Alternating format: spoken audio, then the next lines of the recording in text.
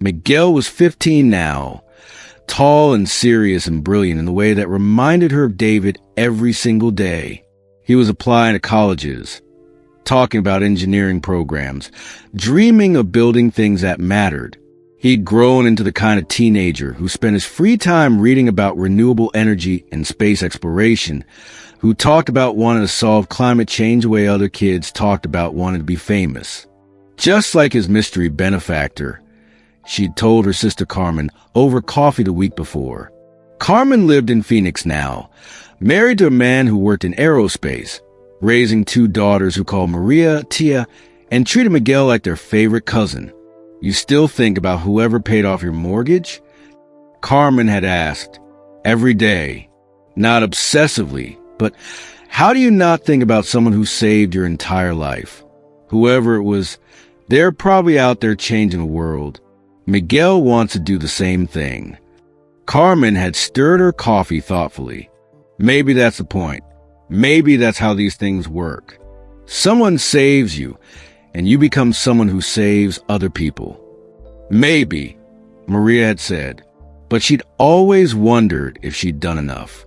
If working as a nurse, helping one patient at a time, was a big enough response to the magnitude of what someone had done for her family.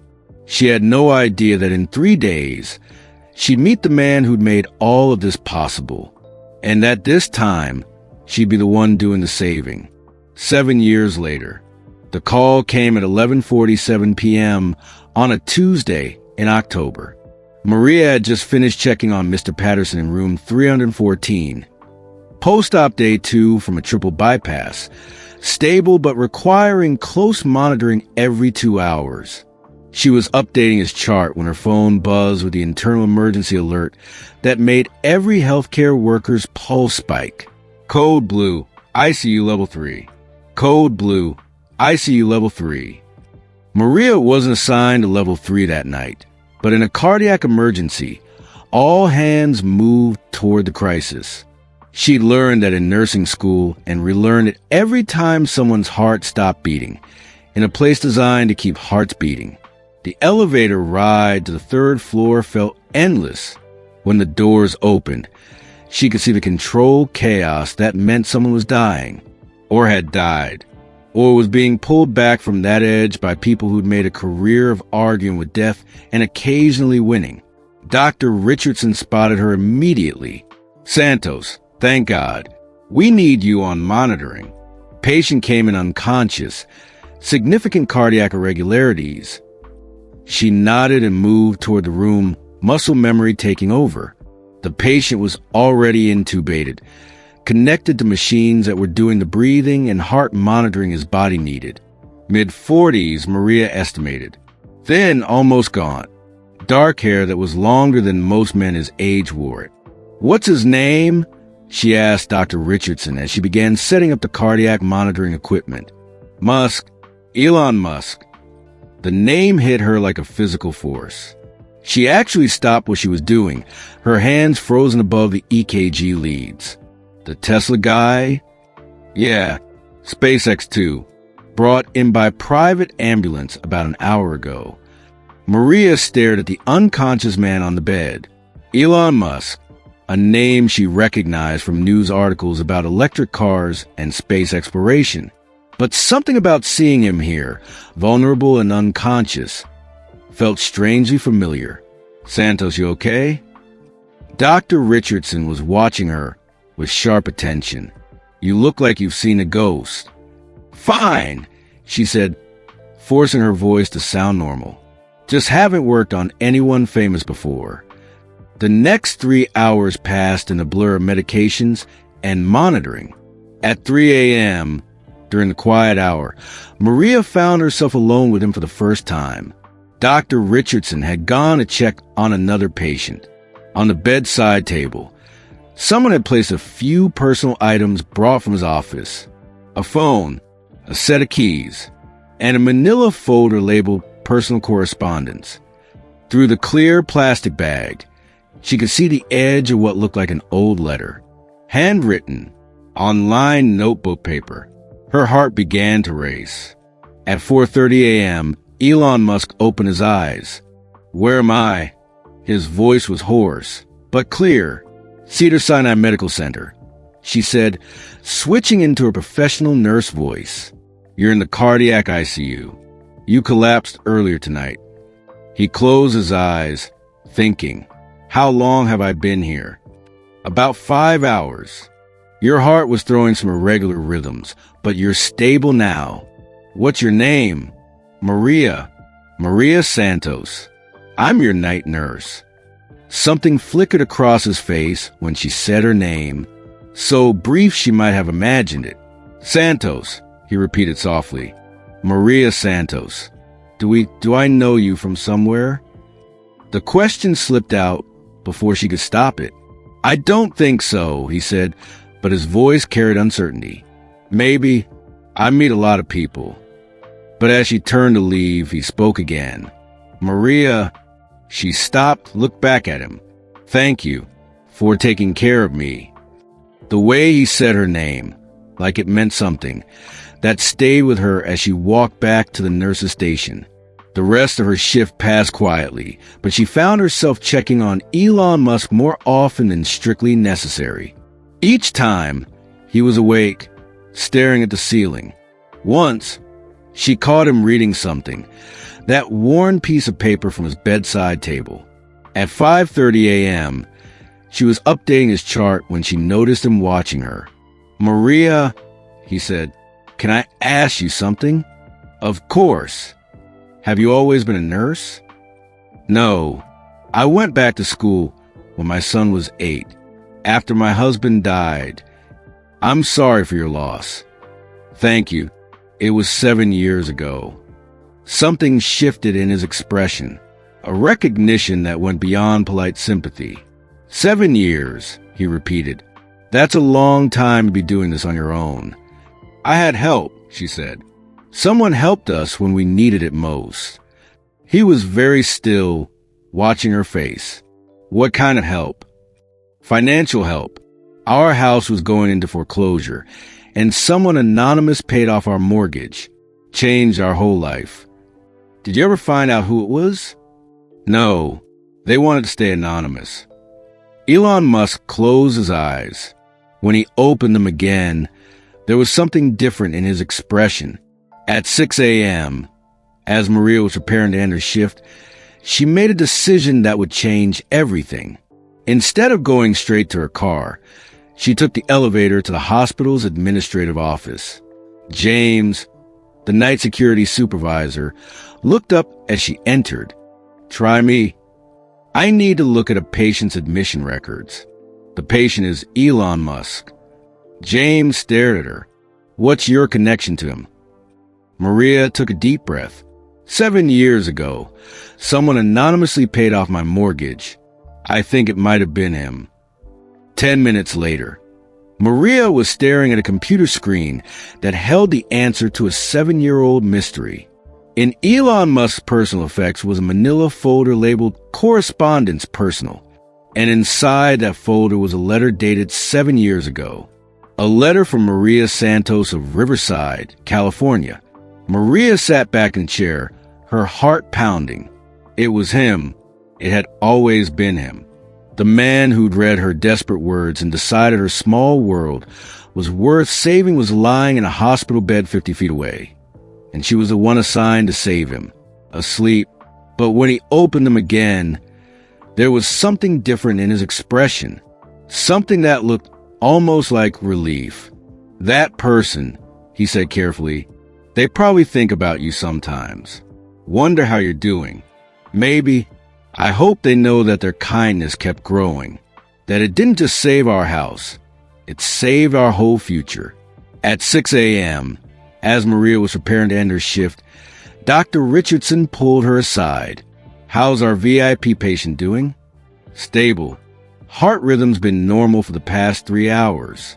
He's awake and alert, though he seems. I don't know. Preoccupied. Well, he runs multiple billion-dollar companies. Probably thinking about work. Speaking of which, his assistant called. Apparently, there's been a media blackout on his condition. But word's starting to leak. We're going to have reporters crawling all over this place by noon. Maria nodded, but her mind was elsewhere, on a letter written 7 years ago, on a voice that said her name like a prayer, on the impossible mathematics of coincidence versus fate. As she gathered her things to leave, she made a decision that would change everything. Instead of going straight to her car, she took the elevator to the hospital's administrative office. The day shift wouldn't start for another hour, but the night security supervisor, James, was someone she'd known for 3 years. Someone who might be able to help her with an unusual request. "Maria, what are you still doing here? Your shift ended 20 minutes ago." "James, I need a favor, and it's going to sound crazy." He leaned back in his chair, smiling. James was in his 50s, a former police officer who'd taken the security job after retiring from LAPD. He'd seen enough crazy things in his career that very little surprised him anymore. "Try me? I need to look at a patient's admission records, but not for medical reasons, for personal ones." His smile faded. "Maria, you know I can't do that. HIPAA violations, all that. I could lose my job, and you could lose yours." "I know. I wouldn't ask if it wasn't important. The patient is Elon Musk. He was admitted last night. The billionaire? Yeah. Whole place is buzzing about it. Security's been tripled because of all the media attention. What's your connection to him?" Maria took a deep breath. 7 years ago, someone anonymously paid off my mortgage, saved my house, saved my life. I never found out who it was. But tonight, taking care of him, something felt familiar. I think it might have been him. James stared at her for a long moment. "Maria, do you know how crazy that sounds?" "Yes, completely insane." "But James, what if it's not? What if the person who saved my family is lying in that hospital bed, and I'm the one taking care of him? What if this is the universe giving me a chance to say thank you?" Something in her voice must have convinced him. Or maybe he was just a romantic at heart, someone who'd seen enough random tragedy in his police career to believe in random kindness. Either way, 10 minutes later, Maria was staring at a computer screen that held the answer to a 7-year-old mystery. In Elon Musk's personal effects, brought from his office when the paramedics had taken him, was a manila folder labeled Correspondence Personal. And inside that folder, according to the detailed inventory taken when he was admitted, was a letter dated 7 years ago. A letter from Maria Santos of Riverside, California. A letter that began, "Dear Mr. Musk," and included a family photograph of a woman, a man, and a little boy in matching Christmas sweaters. Maria sat back in the chair, her heart pounding so hard she wondered if she might need cardiac monitoring herself. It was him. It had always been him. The man who'd read her desperate words and seen her small world and decided it was worth saving. The stranger who'd given her time, hope, and a future. The anonymous benefactor who'd been her family's guardian angel was lying in a hospital bed 50 feet away, and she was the one assigned to save him. The universe, it seemed, had a sense of irony.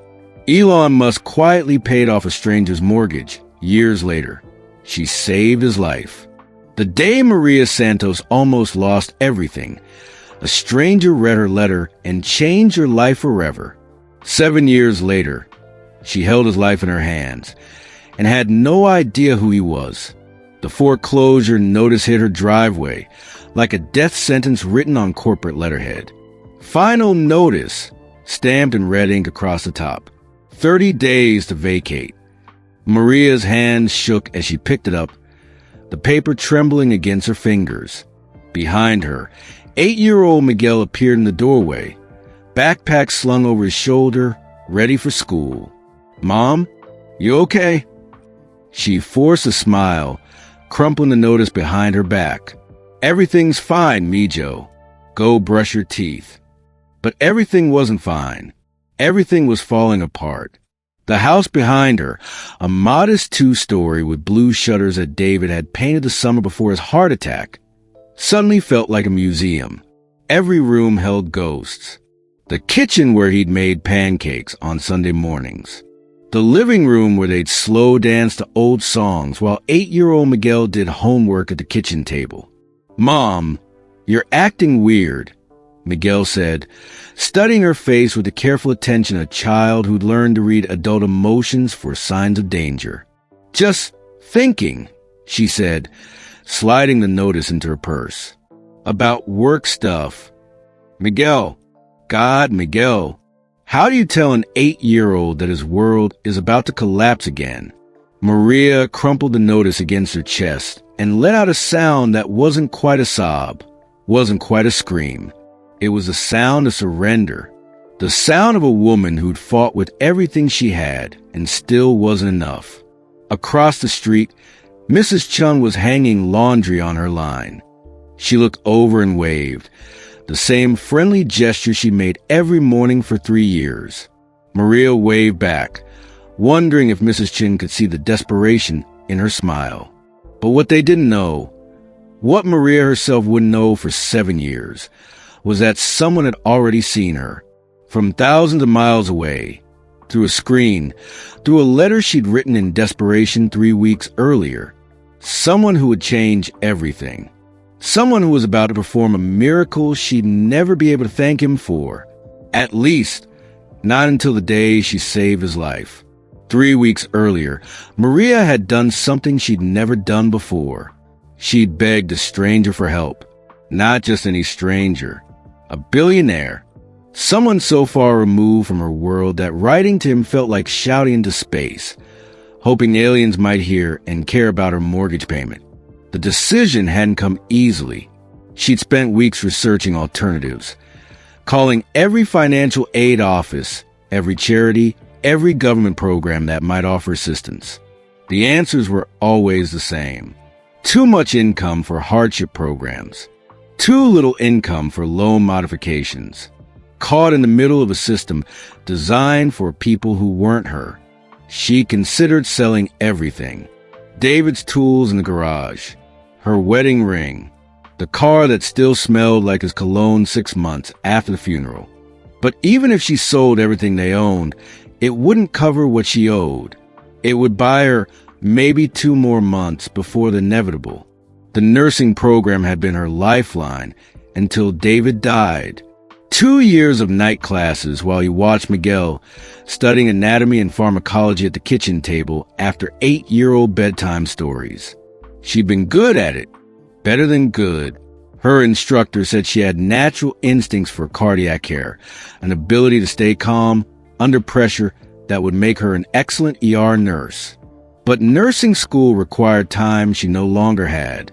After David's death, she'd taken a job at a local retail store, working 40 hours a week at $9 an hour. It was enough to keep the lights on and food in the refrigerator, but nowhere near enough to cover a mortgage payment of $1,847 per month. She'd found Elon Musk's office address online after staying up until 3 in the morning, searching through forums and corporate directories.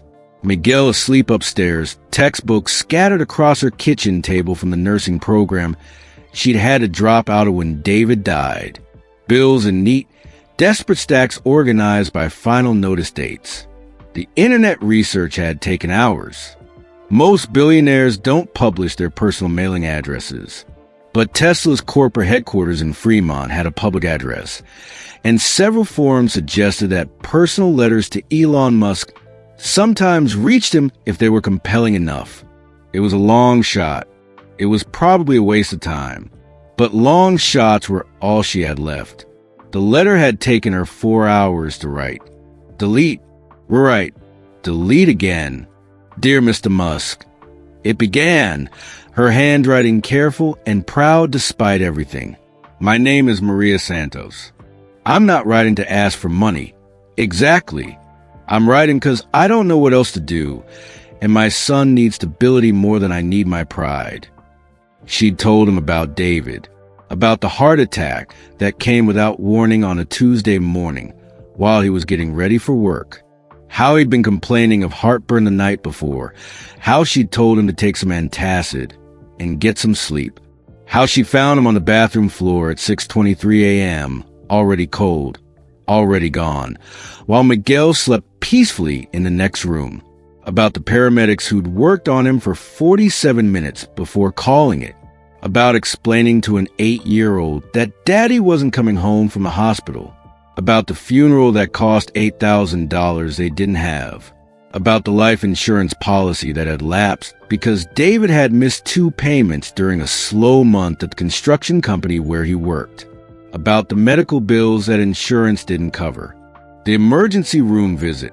The ambulance ride.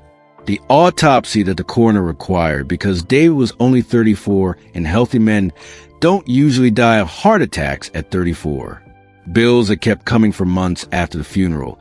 Each one a fresh reminder that death was expensive. About the part-time jobs that barely kept food on the table, let alone cover a mortgage payment designed for 2 incomes. The retail job where her supervisor watched her with suspicion every time she had to take a call from Miguel's school. The weekend cleaning houses for people who lived in neighborhoods where foreclosure wasn't a word that kept anyone awake at night. I know you probably get thousands of letters like this, she'd written. I know you're busy changing the world, but my world is very small. It's this house where my husband taught our son to ride a bike in the driveway, where we hung Christmas lights that you can probably see from space now that you're sending rockets up there. She'd included a photo. The 3 of them last Christmas. David's arm around her waist, Miguel missing his 2 front teeth, all of them wearing matching ugly sweaters that Maria's mother had knitted. Happy, complete, before everything fell apart. Before she knew that happiness could disappear in the time it takes a heart to stop beating. The photo had been David's idea. He'd set up the camera timer and run back to pose with them, all 3 of them laughing as he barely made it into the frame before the flash went off. Looking at it now, she could see how thin he'd been getting, how tired he'd looked around the eyes. Signs she'd missed, because love makes you blind to the things you don't want to see. I'm not asking for charity, the letter continued. I'm asking for time. Maybe there's a way to restructure the loan. Or maybe your companies need someone who's good with numbers and isn't afraid of hard work. I was 2 semesters away from becoming a registered nurse when David died. I want to finish that program. I want my son to see that giving up isn't an option. She'd written about Miguel, about how he'd started having nightmares after David died, how he'd wake up crying and ask if she was going to die too, about how he'd become a man of the house at 8 years old, trying to help with dishes and homework and all the things that David used to handle, about how he deserved better than a mother who cried in grocery store parking lots because she couldn't afford both milk and bread in the same week. She'd written about the nursing program, about how she'd always wanted to help people, how David had encouraged her to go back to school even though it meant he'd have to watch Miguel alone 3 nights a week, about her professors who said she had a gift for patient care, who would encourage her to specialize in cardiac nursing because she stayed calm under pressure. If you restructure my loan or give me work, I promise you won't regret it, she'd written. I'm not looking for a handout. I'm looking for a hand up, a chance to prove that some people, when you give them time, use it to build something beautiful. She'd sealed the letter at 4:17 a.m., walked to the mailbox in her pajamas and slippers, and dropped it in before she could change her mind. The metal clang of the mailbox closing had sounded final, like the last move in a chess game where she'd already lost, but was still hoping for a miracle. For 3 weeks, she'd checked the mail with a mixture of hope and embarrassment. What kind of person writes to Elon Musk? What kind of desperation drives a woman to believe that someone who launches rockets for fun might care about a mortgage in Riverside, California? The foreclosure notice answered that question. She was the kind of person who had nothing left to lose. But there had been other letters during those 3 weeks.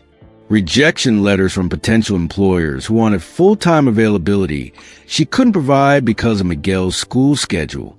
Denial letters from assistance programs that required different qualifications than the ones she had. Past due notices from utility companies that were running out of patience with payment plans. Each day that passed without a response from Tesla made the letter seem more foolish. By the second week, she'd started telling herself it was probably sitting in a pile with thousands of other desperate letters from people who thought billionaires personally read their mail. By the third week, she'd convince herself that even if Elon Musk saw her letter, he'd probably forgotten about it 5 minutes later. That night, she sat Miguel down at the kitchen table. His homework was spread out between them, fractions and spelling words that seemed impossibly innocent now. Math problems with clean, simple answers when her own problems had no solution she could see. "Mijo," she said, using the voice she perfected for delivering bad news gently. The same voice she'd used to tell him that Daddy wasn't coming home from the hospital. "We need to talk about some changes that might be coming." Miguel looked up from his math problems, pencil still in his hand. At 8, he'd already learned that changes meant bad things. "Are we moving?" he asked, and the practical way he said it broke her heart. "Maybe," she said. "Probably." Because of money? The question hit her like a physical blow. He was 8 years old. He shouldn't have to think about money. "Where would we go?" he asked. "I don't know yet, but wherever we go, we're together, okay? That's what doesn't change. Ever." He nodded and went back to his fractions, reducing big numbers to smaller ones. If only it worked that way with problems. If only she could divide their debt by their love and come up with something manageable. Later that night, after she'd helped Miguel with homework and read him 2 chapters of a book about a boy who could talk to animals, after she'd checked the locks on the doors and set her alarm for 5:30 a.m. so she could get to work early and maybe pick up extra hours, Maria did something she hadn't done since David's funeral. She prayed, not to a specific God. She'd grown up Catholic, but her faith had gotten complicated after watching her husband die despite every prayer she'd whispered in that hospital room. The priest talked about God's plan, but what kind of plan took a 34-year-old father away from his family? What kind of plan left an 8-year-old boy asking his mother if she was going to die too? But she prayed anyway. To the universe. To whatever force might be listening to desperate mothers at 11:30 p.m. in houses that smelled like her dead husband's cologne and her own fear. "If you're there," she whispered into the darkness of her bedroom, the room where David's clothes still hung in the closet because she couldn't bear to pack them away. "I don't need a miracle. I just need a chance. Just enough time to figure this out." She tried everything else. She called every family member who might be able to help. But her parents were living on Social Security, and David's parents had never approved of their marriage in the first place. She looked into taking out loans against David's life insurance policy, but there was no life insurance policy. She considered declaring bankruptcy, but that would mean losing the house anyway. The house that David had painted room by room during the 3 years they lived there. The kitchen where he'd made pancakes shaped like Mickey Mouse on Sunday mornings. The living room where they'd slow dance to their wedding song, while 8-year-old Miguel pretended to be grossed out but secretly loved seeing his parent happy. The house where Miguel had taken his first steps, said his first words, lost his first teeth, where David had built a tree house in the backyard that was really just a platform with a ladder, but Miguel treated it like a castle, where they planned to grow old together. Maybe add another bedroom for the siblings Miguel kept asking for. The universe, it seemed, was listening, but not in any way she could have imagined. 2 days later, the phone call came from a law office in downtown L.A. Maria was at work, restocking shelves at the department store, when her phone buzzed. She almost didn't answer. Calls from unknown numbers usually meant debt collectors. "Mrs. Santos?" This is Jennifer Walsh from Morrison and Associates. I'm calling regarding your mortgage with First National Bank. Maria's stomach dropped. She stepped into the break room, her hands shaking. Mrs. Santos, are you there? Yes. Maria managed, sinking into one of the plastic chairs. I'm here. I have some unusual news. Your mortgage has been paid in full. The words didn't make sense, like someone speaking underwater. I'm sorry, what? Your mortgage has been satisfied by an anonymous benefactor. The full amount was $127,394. The payment cleared this morning through wire transfer. Mrs. Santos, you no longer owe anything on your home. The phone slipped from Maria's hand and clattered onto the table. She stared at it, at the fluorescent lights overhead, at her hands that were shaking like she was having some kind of medical episode. Paid in full. The words echoed in her mind like a prayer. She picked up the phone. Jennifer Walsh was still there, patient and professional. Mrs. Santos, do you have any questions? Who? She whispered. Who did this? I'm not at liberty to say.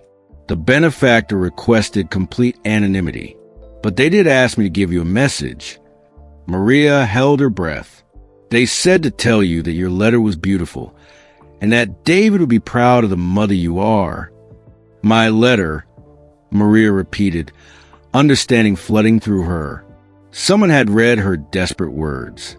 Someone had seen her family photo. Someone had decided her small world was worth saving, not restructured it, not given her a payment plan or a loan modification. Saved it. Completely. Forever. She picked up the phone. Jennifer Walsh was still there, patient and professional. Mrs. Santos, do you have any questions? Just one, Maria said, her voice thick with tears she couldn't hold back anymore. How do I thank someone I'll never meet? I think, Jennifer said gently, you live a life that makes the gift worthwhile. Maria asked for the rest of the day off, claiming a family emergency. It wasn't a lie. This was definitely an emergency, just not the kind she'd expected when she woke up that morning. She drove home in a daze, calling Miguel's school to let them know she'd be picking him up early. The secretary asked if everything was okay, and Maria had to think about how to answer that question. Everything's perfect, she said finally. For the first time in a very long time, everything's perfect. Miguel was waiting in the principal's office when she arrived, backpack slung over his shoulder, looking worried.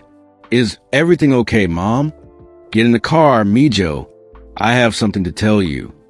They drove home in silence, Miguel stealing glances at her face, trying to read her mood. When they pulled into their driveway, Maria turned off the engine and looked at their house. The blue shutters that David had painted. The front porch where she stood holding the foreclosure notice just 2 days ago. Miguel, she said, turning to face him, how would you feel if I told you we never had to worry about losing this house? His 8-year-old face scrunched up with confusion. What do you mean? I mean someone paid off our mortgage. All of it. The house is ours now. Forever. Miguel stared at her, processing this information with the seriousness he developed since becoming the man of the house. Someone we know? No. Someone who read a letter I wrote asking for help. Someone who decided our family was worth saving. Like Santa Claus? Despite everything, Maria laughed. Something like that. Like a guardian angel. 3 days later, Maria held the deed to her house in her hands. Her name in black ink. A bright red stamp across the bottom. Paid in full. She framed the deed and hung it in the hallway, right next to Miguel's school photos and a picture of David in his army uniform. Every morning when they left for school and work, they walked past proof that miracles were real. But the miracle wasn't just financial. The weight she'd been carrying for 6 months. The constant fear, the sleepless nights calculating bills, The shame of needing help she couldn't ask for lifted. She could breathe again. She could think about something other than surviving. She could plan. Maria went back to nursing school that fall. 2 more semesters of studying late into the night, while Miguel did homework at the kitchen table. But now the stress was different. Now she was working towards something instead of just trying to prevent disaster. The commute to the community college was 40 minutes each way, but she didn't mind. She listened to recorded lectures during the drive, reviewing pharmacology and anatomy while sitting in traffic. Miguel would ride with her sometimes, doing homework in the passenger seat, both of them working toward their futures in the car that David had bought 3 years ago when he'd gotten a raise at the construction company. Her clinical rotations were at Riverside Community Hospital, the same hospital where David had been pronounced dead 8 months earlier. The first day was hard, walking through those corridors, smelling the antiseptic and floor wax that had become associated with the worst day of her life. But her supervisor, a charge nurse named Patricia, who'd been working cardiac care for 20 years, took her aside after the first shift. "You've got instincts," Patricia said. "Most students freeze up the first time they see a cardiac arrest. You stayed calm, followed orders, anticipated what the doctor would need next. You sure you haven't done this before?" "I've had practice staying calm when heart stopped beating," Maria said. Patricia studied her face, recognizing something in her expression. "Personal experience?" "My husband, heart attack at 34. I was the one who found him." "I'm sorry. That's rough. But it's also why you'll be a good cardiac nurse. You understand what the families are going through. You know what it means when we save someone." She was right. When Maria's first patient came out of surgery successfully, when she got to call his wife and tell her that the procedure went well and he was stable, she understood in a way that went beyond textbook knowledge. She understood that she wasn't just monitoring vital signs. She was protecting someone else's whole world.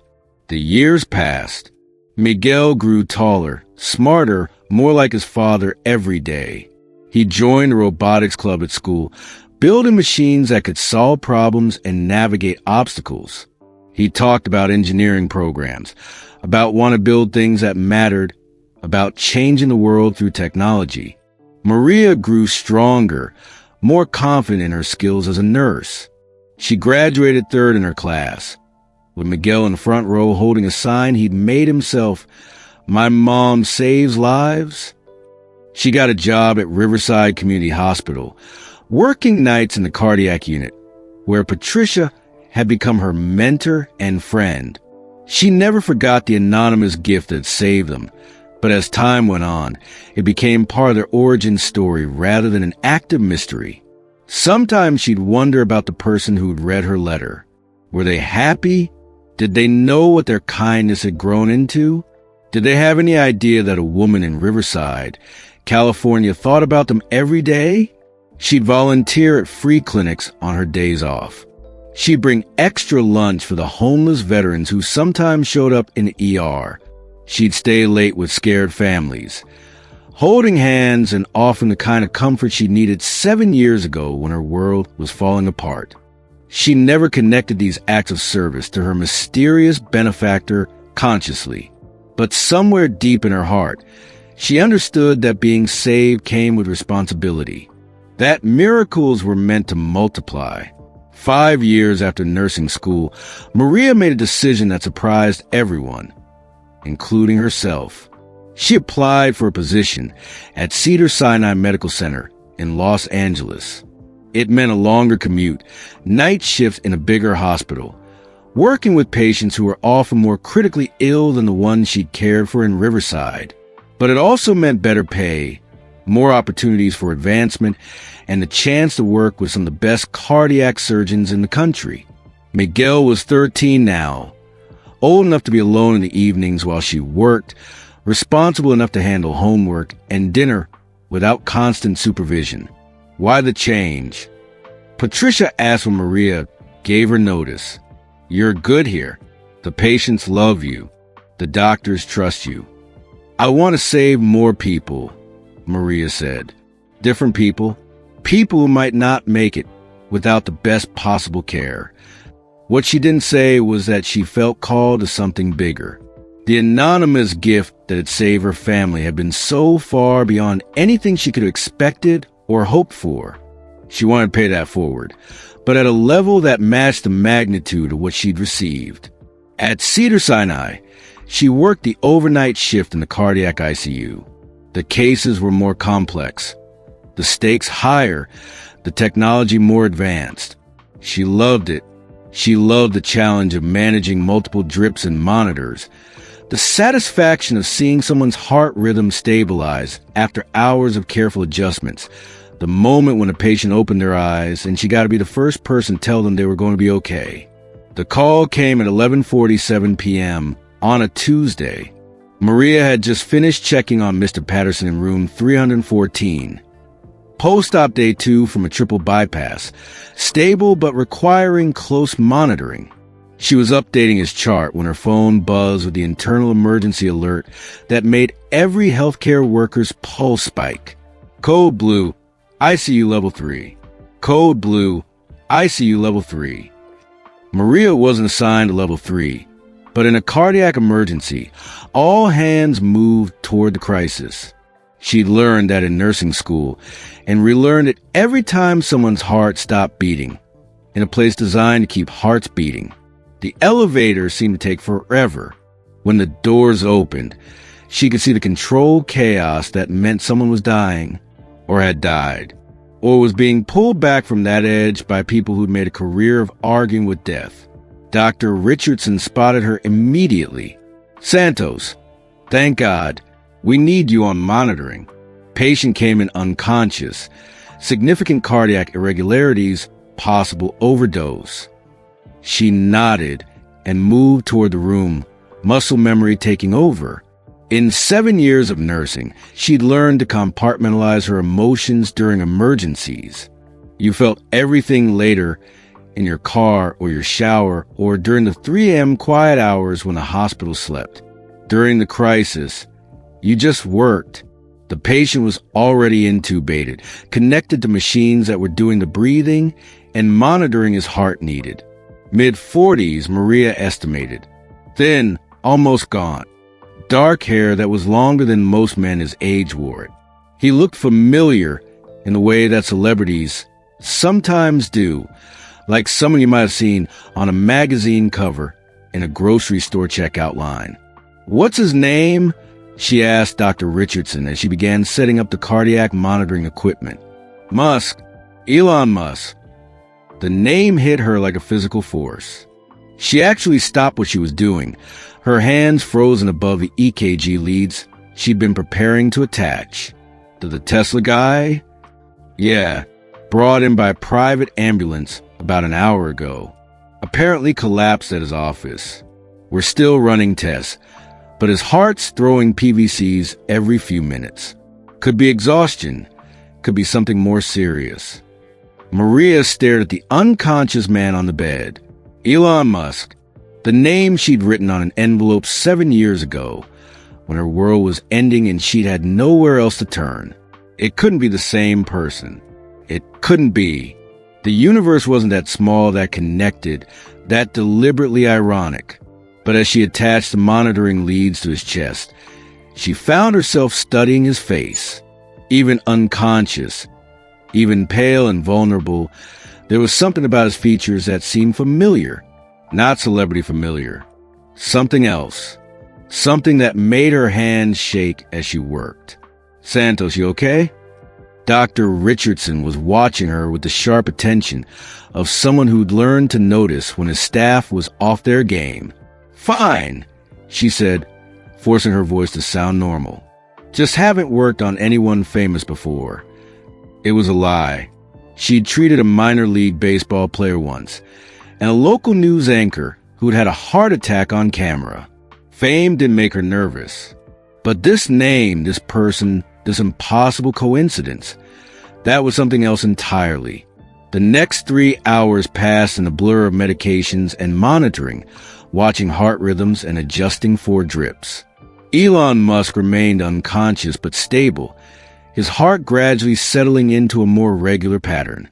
Whatever had caused his collapse seemed to be responding to treatment.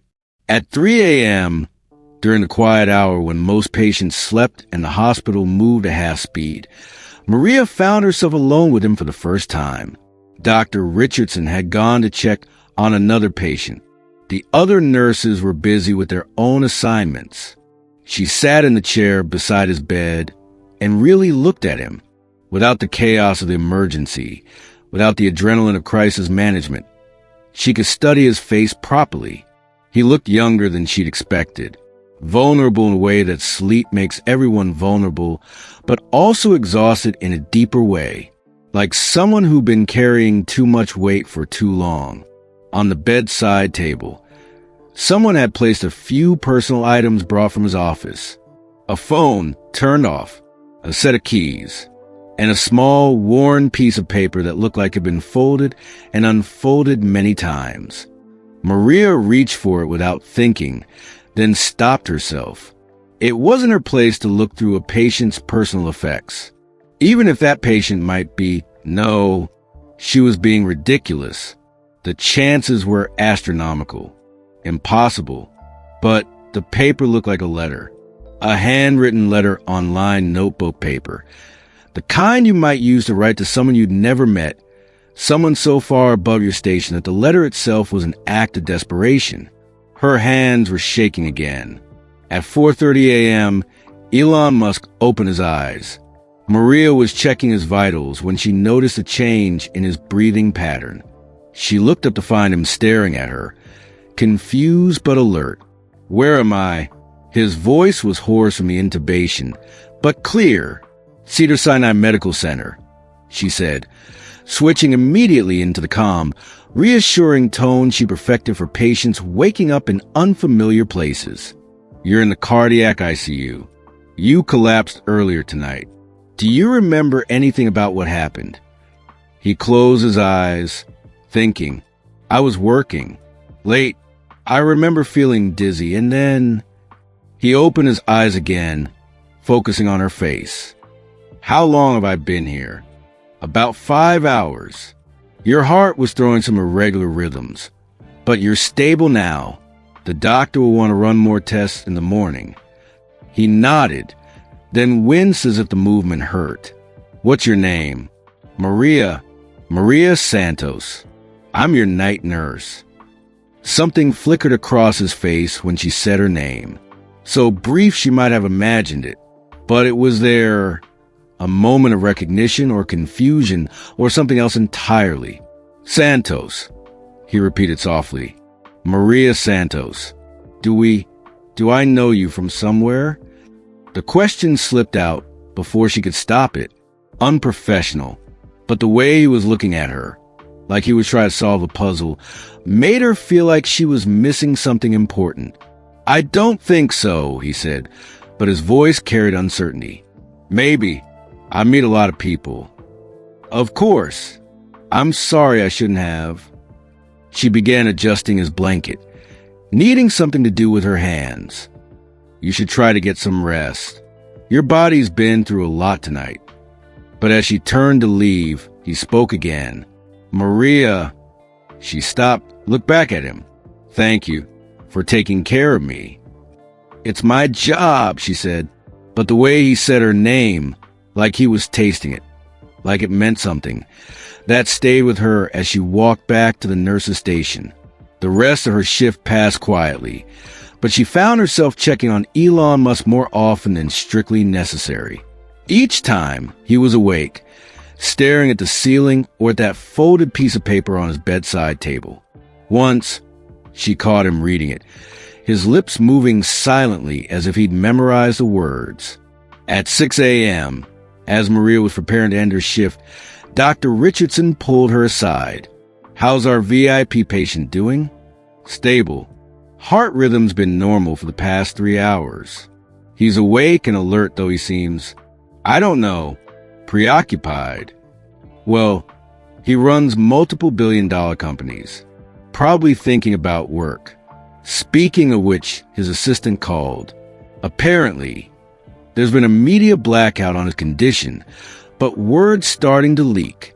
We're going to have reporters crawling all over this place by noon. Maria nodded, but her mind was elsewhere, on a letter written 7 years ago, on a voice that said her name like a prayer, on the impossible mathematics of coincidence versus fate. As she gathered her things to leave, she made a decision that would change everything. Instead of going straight to her car, she took the elevator to the hospital's administrative office.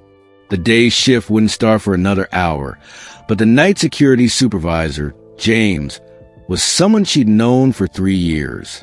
Someone who might be able to help her with an unusual request. Maria, what are you still doing here? Your shift ended 20 minutes ago. James, I need a favor, and it's going to sound crazy. He leaned back in his chair, smiling. Try me.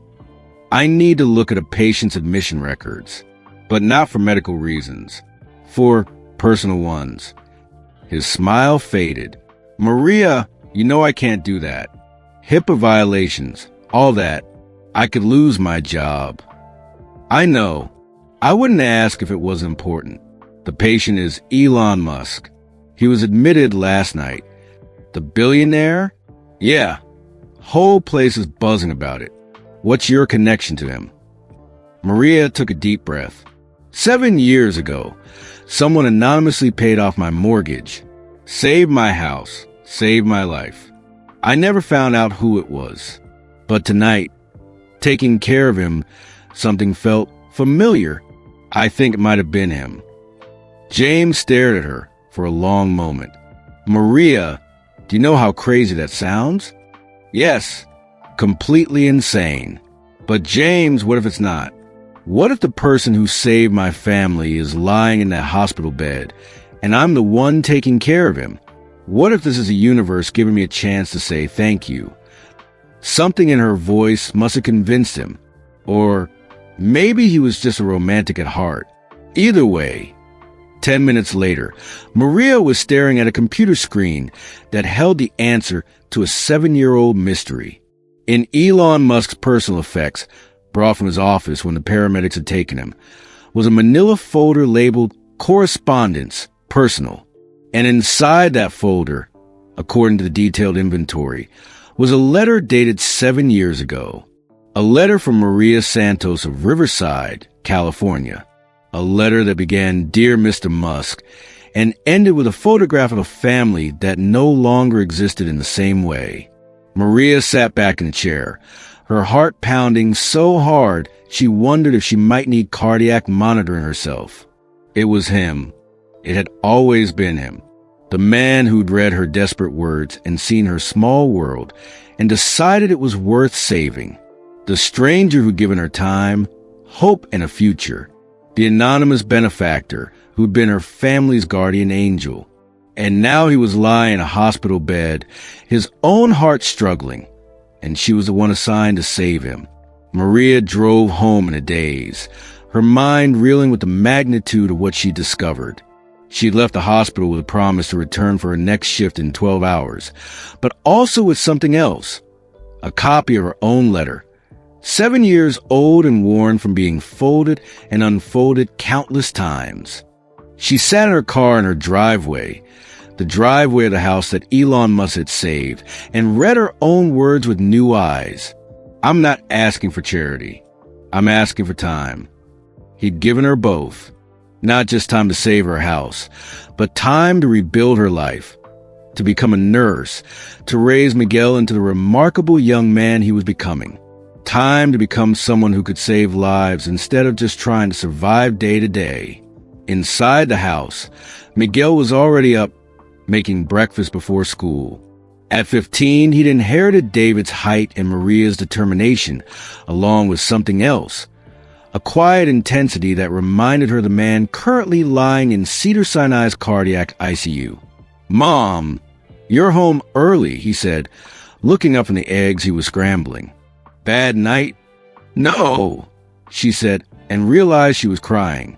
Actually, I think it might have been the most important night of my life. Miguel turned off the stove and faced her fully. In moments like this, when her emotions overwhelmed her composure, he became the adult. It was a role reversal that had started after David's death and continued whenever the weight of single parenthood became too much. What happened? Maria sat down at the kitchen table, where she'd written a letter that changed their lives, where Miguel had done homework while she studied for nursing school, where they'd eaten countless dinners, just the two of them, building a new normal from the ruins of their old life. Mijo, do you remember the story I used to tell you? About the guardian angel who saved our house? Miguel nodded. It had been their bedtime story for years when he was younger. The mysterious benefactor who'd appeared when they needed help most, like something out of a fairy tale. I met him last night. Our guardian angel. He's real, and I spent 6 hours taking care of him in the hospital. Miguel sat down across from her, suddenly serious. Are you sure? Positive. I saw the records. He's kept my letter all these years. The same letter I wrote at this table while you slept upstairs. What's his name? Elon Musk. Miguel's eyes widened. The guy who makes electric cars? Who's going to Mars? That's him. For a moment, they sat in silence, both processing the impossible symmetry of it all. Then Miguel asked a question that had been haunting Maria since she'd left the hospital. What are you going to do? I don't know. I mean, I know what I'm going to do professionally. I'm going to take care of him, make sure he recovers. But personally, how do you thank someone for saving your entire life? What do you say to someone who gave you everything and asked for nothing in return? Miguel reached across the table and took her hand. You don't have to say anything, Mom. You already thanked him. What do you mean? Look at your life. Look at what you become. You're a nurse who saves people's lives because someone saved yours. I'm going to college because you were able to finish nursing school. We're happy, we're stable, we're helping other people. That's how you thank someone for a miracle. You make the miracle worth it. Maria stared at her son, amazed as always by his wisdom. But she also knew there was more to it than that. This wasn't just about gratitude anymore. This was about closure, about completing a circle that had been 7 years in the making. That afternoon, before her next shift, Maria did something she hadn't done since the day she'd mailed her original letter to Elon Musk. She sat down at her kitchen table and wrote to him again. This time, the words came easily. Dear Mr. Musk, she began, her handwriting steadier now than it had been 7 years ago. My name is Maria Santos, and I'm your nurse at Cedars-Sinai. But more than that, I'm the woman whose life you saved 7 years ago when you paid off my mortgage. She told him about that day, about the foreclosure notice and the phone call that changed everything. She told him about nursing school, about Miguel's college applications, about the thousands of patients she'd cared for since the day someone had cared enough to save her. I never knew how to thank you, she wrote. I never even knew who you were. But now I understand that maybe the thank you isn't in words. Maybe it's in the life I built from your kindness. Maybe it's in being here right now when you need someone to take care of you the way you took care of me. She sealed the letter in an envelope, then changed her mind and unsealed it. At the bottom, she added one more line. P.S. Miguel is 15 now, and he wants to be an engineer. He says he wants to build things that help people, just like you do. I think David would be proud of the man he's becoming. I think you would be too. She drove to work that evening with the letter in her purse, uncertain when or how she would give it to him. The hospital was buzzing with activity. News of Elon Musk's hospitalization had leaked, and there were reporters clustered outside the main entrance, cameras and microphones ready to capture any information about his condition. Maria entered through the staff entrance and took the elevator to level 3. Dr. Richardson met her at the nurse's station with an update. He's doing much better. Heart rhythm's been stable all day, and his energy levels are returning to normal. We'll probably move him out of ICU tomorrow if he continues improving." "That's great news," Maria said, and meant it. But part of her felt a strange sadness at the thought of him leaving. Their connection, their impossible circle of kindness, would be broken before she found the courage to complete it. "There is one thing," Dr. Richardson continued. "He's been asking about you specifically. Wants to know when you'll be back on shift. I told him nurses don't typically develop personal relationships with patients, but he was insistent." Maria's heart skipped. "Did he say why?" "No, just that he wanted to speak with you. I told him you'd be in at 7. It was 6:55 p.m. Maria spent 5 minutes in the bathroom, staring at herself in the mirror and trying to calm her nerves. The letter felt heavy in her pocket, like it contained the weight of 7 years of unanswered questions. When she finally entered Elon's room, he was sitting up in bed, looking more alert than he had the night before. The worn piece of paper, her original letter, was in his hands. "Maria," he said when he saw her, and this time there was no question in his voice. He knew exactly who she was. "Mr. Musk." "Please call me Elon. I think we're past formalities, don't you?" She approached his bed slowly, her hands shaking. "You kept my letter." "I keep all the important ones." He held it up, and she could see how worn it was, how many times it had been read. "But yours is different." "Different how?" "It wasn't asking for money. It was asking for hope. Do you know how rare that is? Most people want quick fixes, immediate solutions. You were asking for time to fix things yourself. You just needed a chance." Maria sat down in the chair beside his bed, the same chair where she'd wondered about impossible coincidences 12 hours earlier. "Why did you help me? You didn't know me. I was nobody, just another struggling single mother with a sob story." Elon was quiet for a long moment, studying her face. "Can I tell you something I've never told anyone?" She nodded. "The day I got your letter, I was having the worst day of my professional life. Tesla was hemorrhaging money. SpaceX had just lost another rocket, and I was starting to wonder if I was delusional for thinking I could change anything. I was sitting in my office at 2 a.m, seriously considering whether the world would be better off if I just gave up and went away." He paused, his fingers tracing the edges of her letter. "Then I read about your husband, about how he taught your son to ride a bike in the driveway, about ugly Christmas sweaters and Saturday morning pancakes, about a love that was so real, so present, that losing it nearly destroyed you. But instead of being destroyed, you were fighting for it. You were fighting to preserve something beautiful." Maria felt tears starting, but she didn't wipe them away. "I realized that day that this is what it's all about. Not the rockets or the cars or the grand gestures. It's about the small, beautiful things. The ugly Christmas sweaters. The homework at the kitchen table. The love that survives even after the person who embodied it is gone." He handed her the letter, and she saw that her own tears had fallen onto it years ago, leaving small stains on the paper. "Helping you wasn't charity, Maria. It was selfish. I needed to believe that beautiful things could be saved, that love could survive, that sometimes when you give someone time, they use it to build something magnificent." Maria reached into her pocket and pulled out the letter she'd written that afternoon. "I wrote you something, too." He took it with the same careful attention he'd shown her original letter, reading it slowly. When he finished, he was quiet for a long time. "Miguel wants to be an engineer?" "Yes.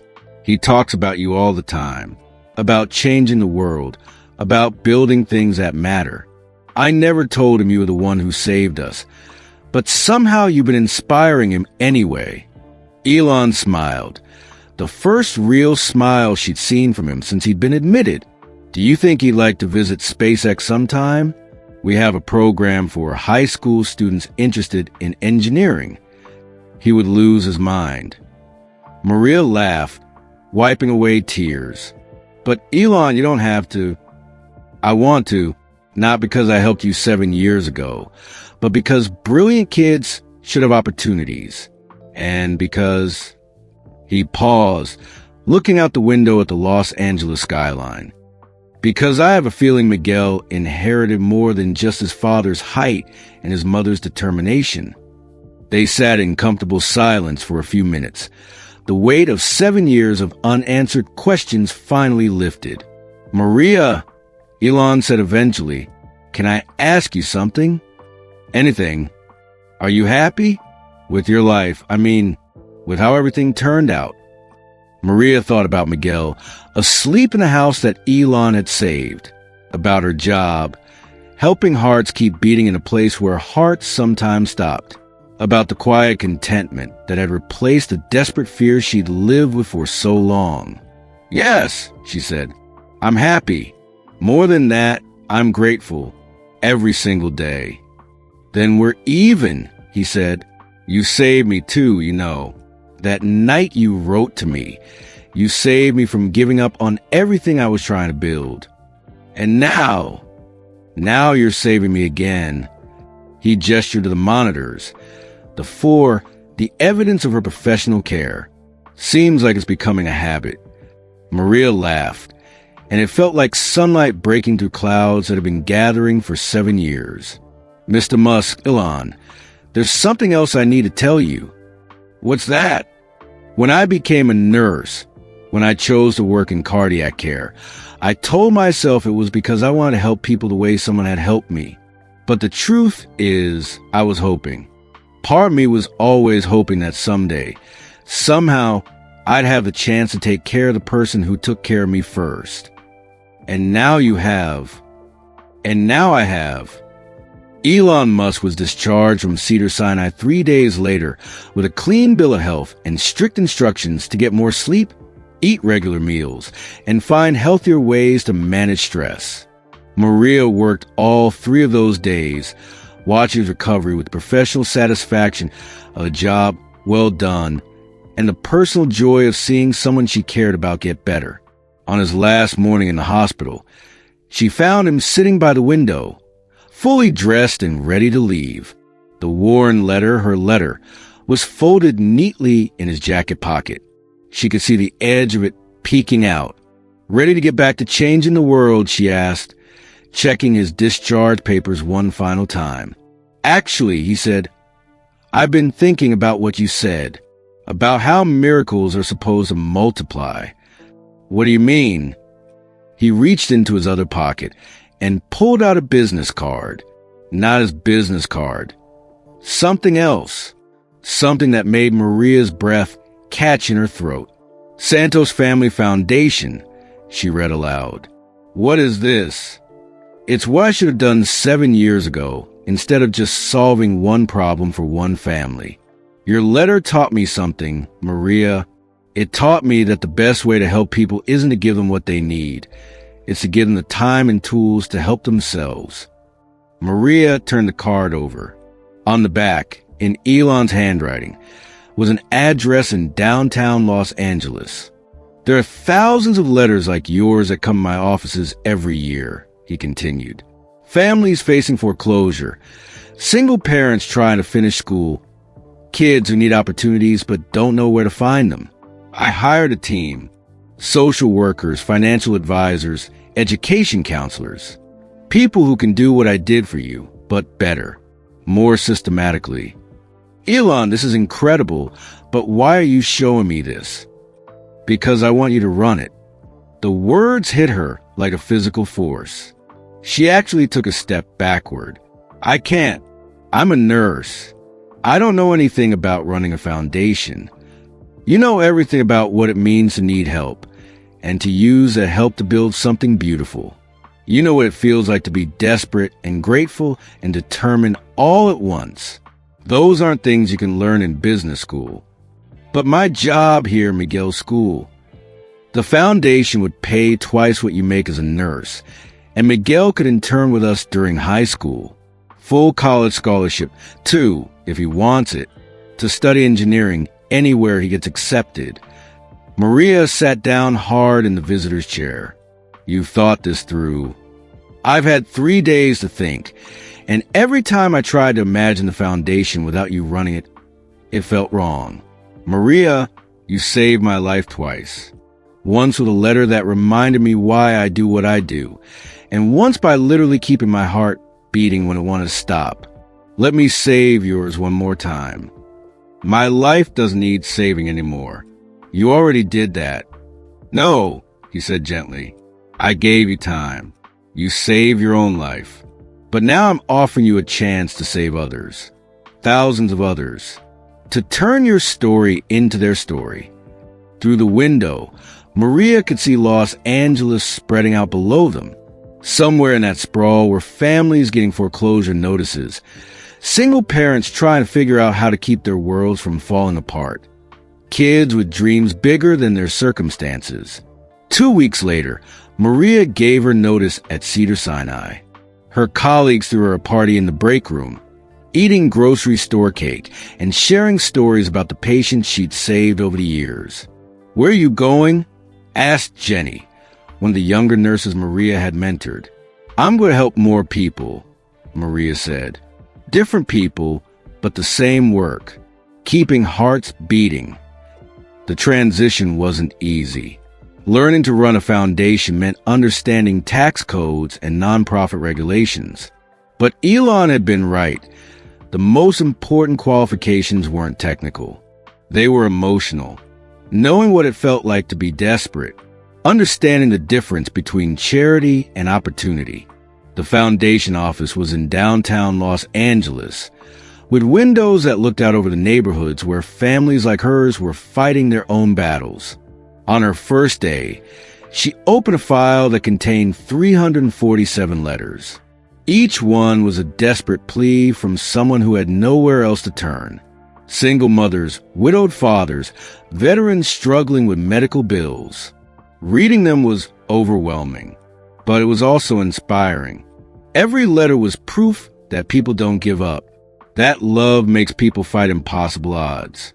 The foundation's model was different from traditional charities. Instead of just providing emergency aid, they focus on creating opportunities, paying for nursing school for a single mother, helping a veteran start a business, providing housing assistance while a father completed his engineering degree. We're not just solving immediate problems, Maria explained to the board. We're investing in people's potential. We're betting that given time and opportunity, people will build something beautiful. The results spoke for themselves. In 6 months, they'd helped 43 families. A nurse who'd been working 3 part-time jobs was now in a cardiac surgery program. A veteran with PTSD had opened a nonprofit helping other veterans find housing. A single father had completed his accounting degree. But the most important result was harder to quantify. Each person they helped became someone who helped others. The nurse would save thousands of lives over her career. The veteran was already helping other veterans. The accountant was tutoring kids in his neighborhood. Ripples, Maria told Elon during one of their monthly check-ins. Just like you said in the hospital. Any regrets about leaving nursing? He asked. None. This is still nursing, in a way. I'm still taking care of people whose hearts are broken. Miguel was accepted to MIT's early admission program 8 months after Maria started at the foundation. When the acceptance letter arrived, along with a full scholarship notification, he found Maria in the kitchen working on foundation paperwork. Mom, he said, holding up the letters. I got in. Full ride. She looked up from a case file, a single father in Phoenix whose construction business had failed, and saw David and Miguel smile. She saw her own determination in his eyes. Your dad would be so proud, she said, pulling him into a hug. What about you? Are you proud? Me, Joe, I'm proud every single day.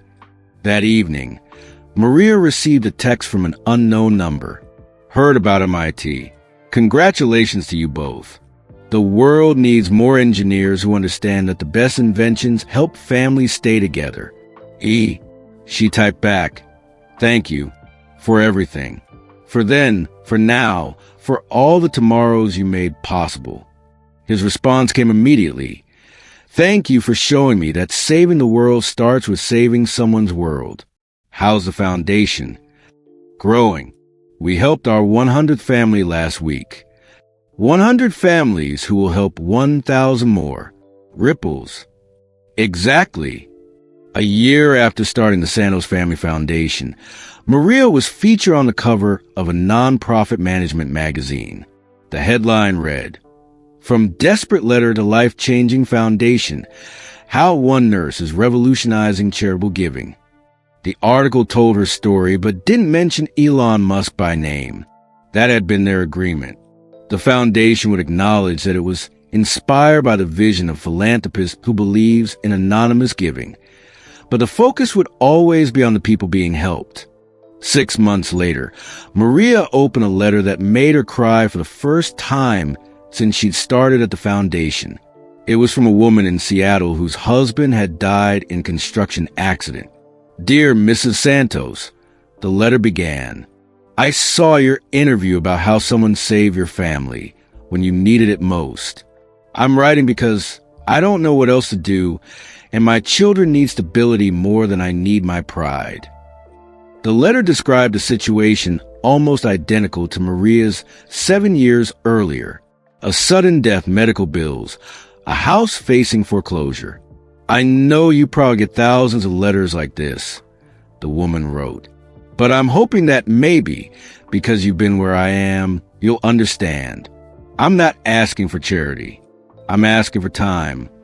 Maria sat in her office, holding the letter, understanding that this was why the foundation existed.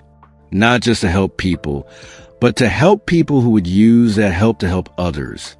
She called the woman that afternoon. The conversation lasted 2 hours. By the end, they'd arranged for the foundation to pay off the mortgage and provide support while the woman finished her teaching degree. How can I ever thank you? The woman asked through tears. By becoming someone who helps others, Maria said. By teaching children who need good teachers. By showing your kids that giving up isn't an option. That's exactly what I want to do. Then you already have thanked me. 3 years after a stranger's generosity saved her world, Maria Santos was saving worlds of her own.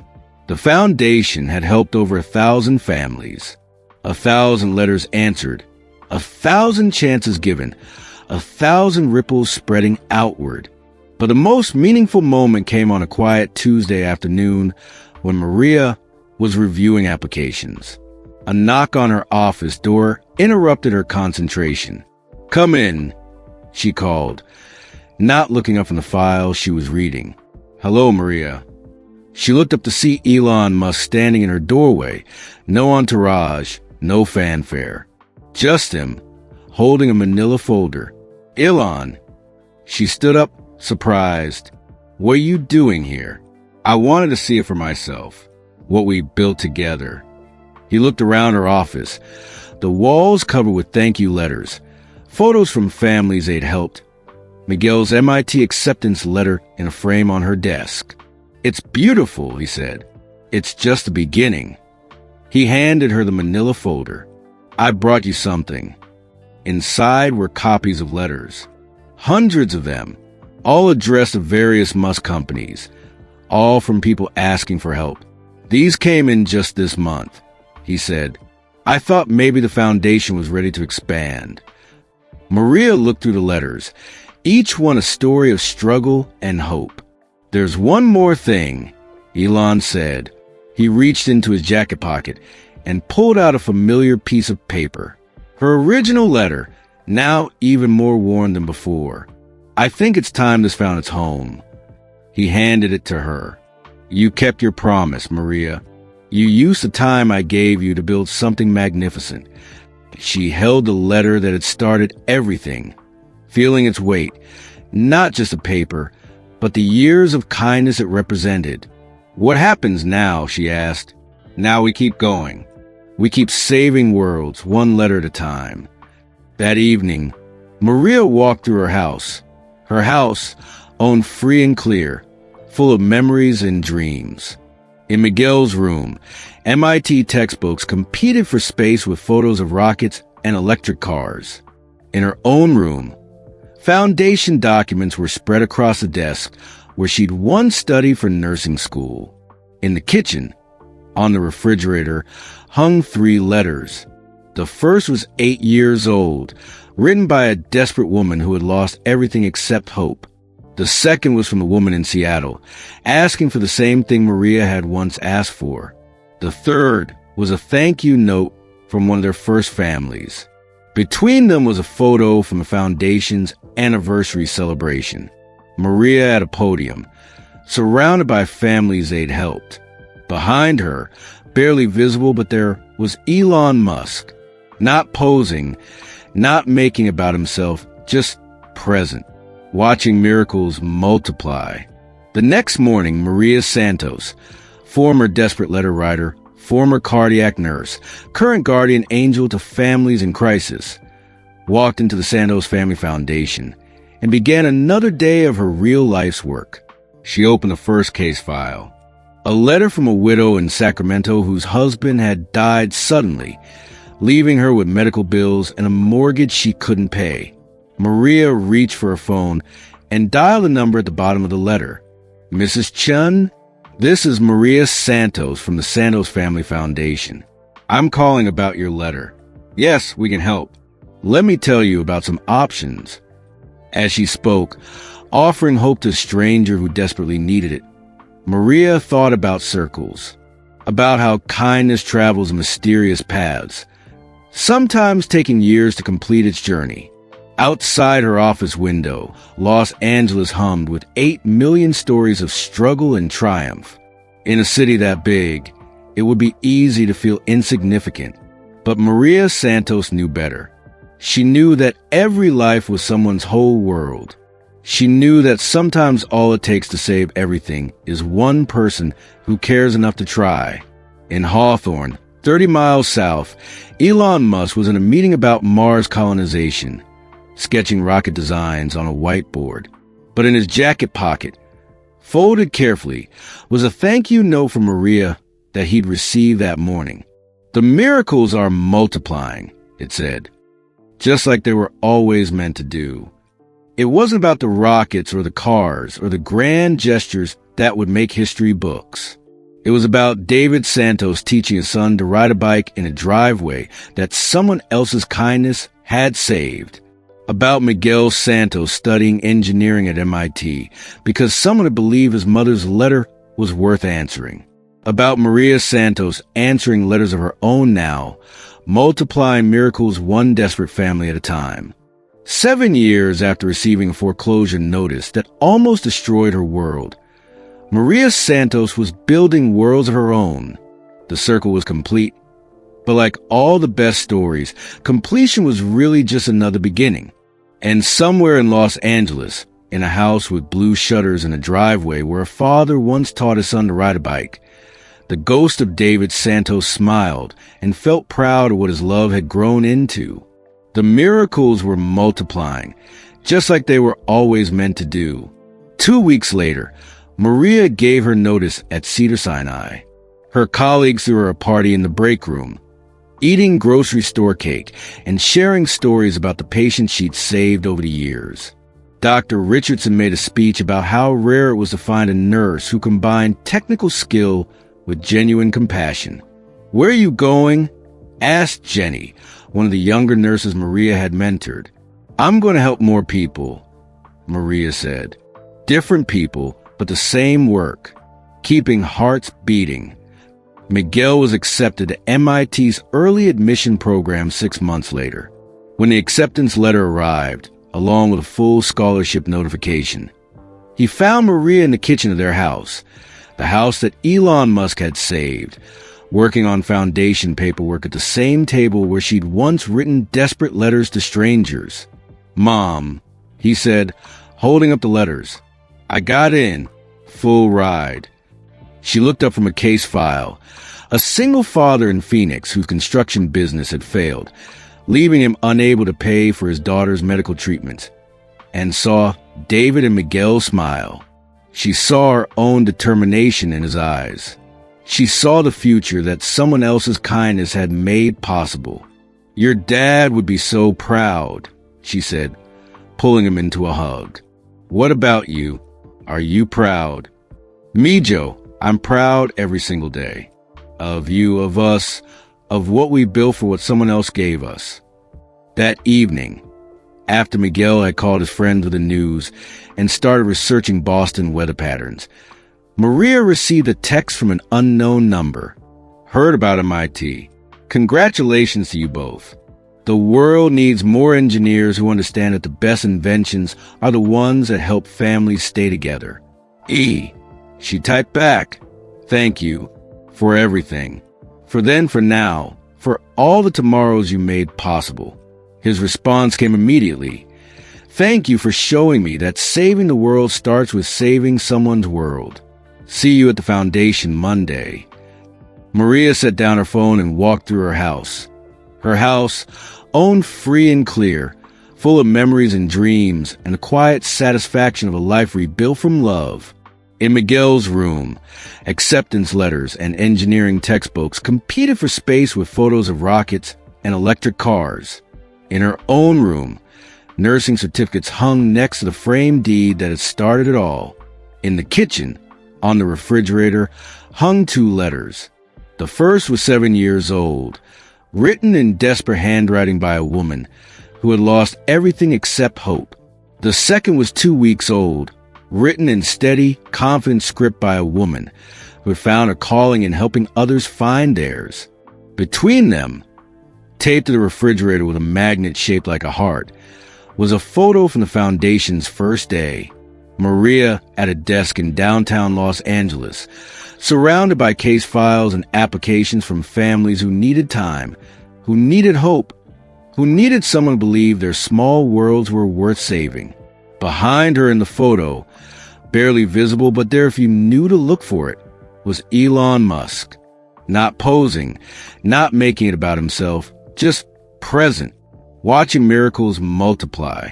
On Monday morning, Maria Santos, former desperate letter writer, former cardiac nurse, current guardian angel to families in crisis, walked into the Santos Family Foundation and began her real life's work.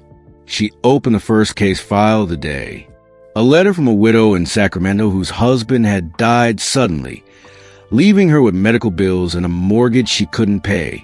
The woman had written to ask for time, for hope, for a chance to rebuild her life around the love that remained after loss.